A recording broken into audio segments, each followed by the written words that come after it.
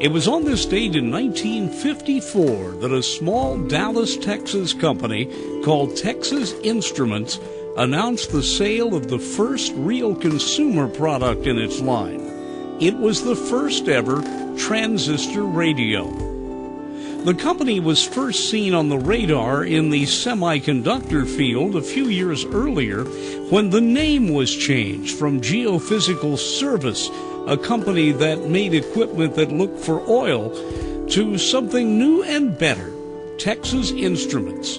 It would go on to become one of the world's largest manufacturers of semiconductors. It holds 45,000 patents. By 54, Bell Labs had been able to create the first working silicon transistor. Before the year was over, Texas Instruments proved it worked by making it the main component of that first ever transistor radio. It was merchandised as the Regency TR-1. In '67, Texas Instruments perfected and sold the first handheld calculator. By '71, it was able to put an entire series of transistor circuits onto a single chip.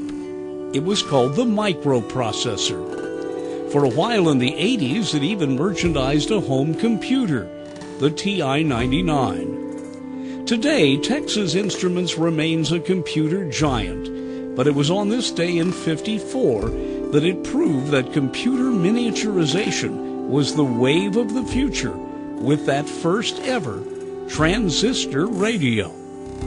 I'm Dennis Daly.